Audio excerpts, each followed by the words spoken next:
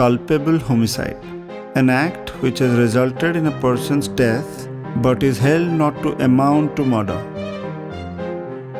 Case number 112, Belladonna. Every day, there are so many murders happening around the world.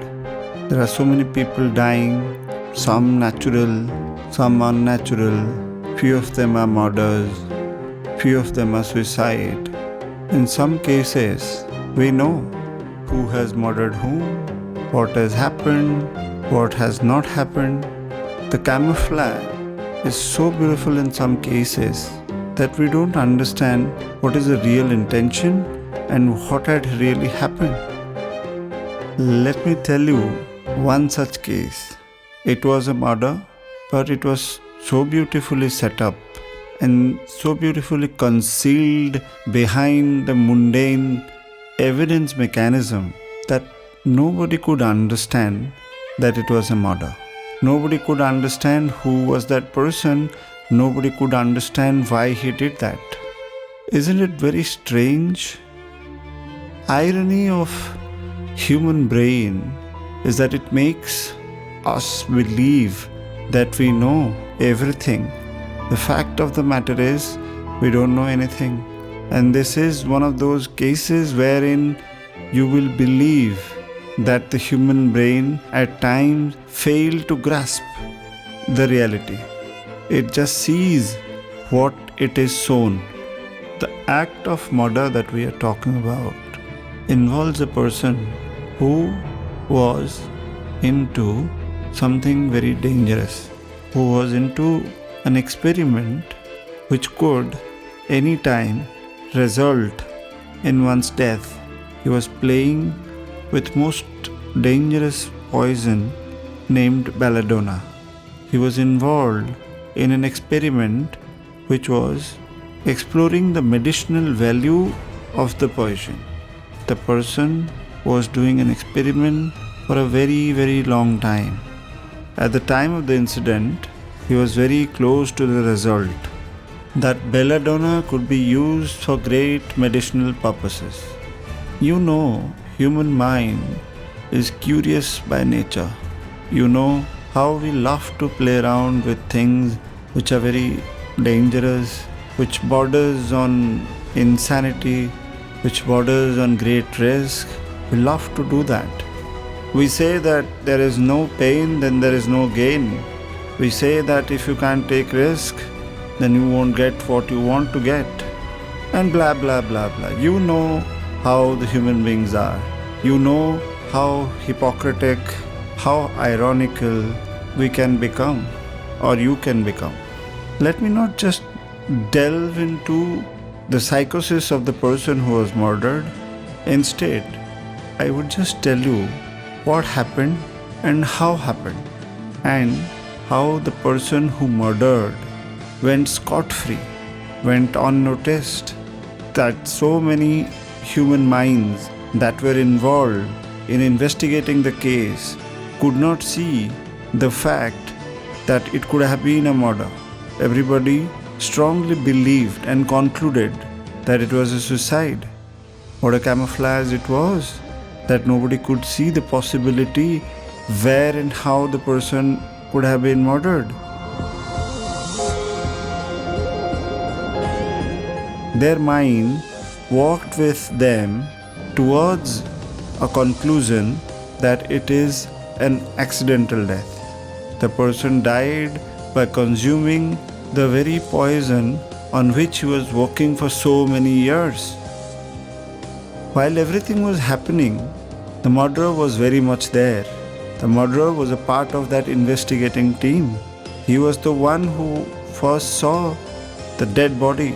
He was the one who had access to everything, to all the evidences. He was the one who played around with the evidence. He was the one who took out the evidence. He was the one who created a scene which helped everybody to conclude that it was an accidental death. Why he murdered, what was between them, why he was so angry with that person, why he ended up doing such a great sin, let me not get into that detail. Let me just tell you how it happened. He used a very daily and mundane instrument to commit the murder. Once I tell you with what he murdered, I am sure you will not believe. I am sure you will laugh at it. I am sure you'll say it's not possible. I am sure you'll say this guy has lost it. I am sure you'll say this guy is a complete mad chap. He's creating this thing in his mind. But the truth always remains the truth. Believe it or not, it will always be there, like the sun and the moon. So the person who murdered used a toothpick, dipped it in the poison. The toothpick was completely dipped and drenched in poison. He went to the person's house and kept it. Everybody believed that it was because of the gloves which had poison on it. The person accidentally consumed the poison and died. Nobody knew or nobody knows that it was not because of the gloves which had poison. It was not an accident. The murderer, with proper and immaculate planning, changed the gloves that was being used by the person for the experiments. He knew that it was very natural for him to use the gloves on a daily basis. The gloves were part of his natural life.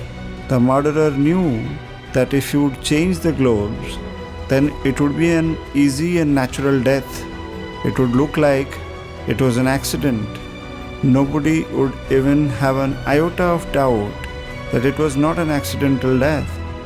Everybody would believe and would conclude that it was a death caused by an accident. So now, everybody believes that it was a death caused by an accident.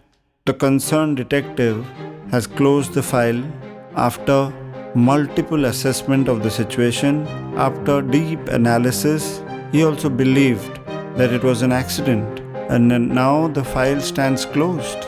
Now the act is forgotten. Now everybody has accepted the lie to be the truth. Now everybody has made a peace with the incident.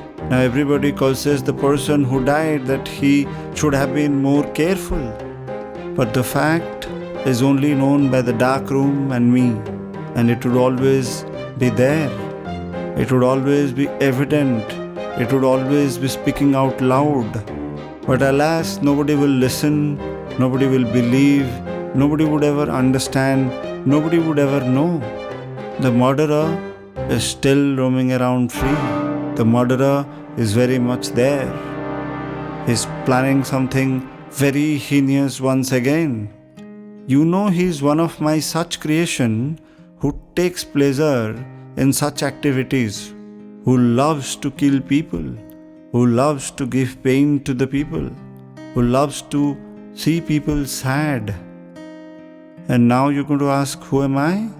I'm the one who has created you and everything around you. This is the end. Hold your breath and count to 10. Feel the earth move and then hear my heart burst again. For this is the end. I've drowned and dreamt this moment.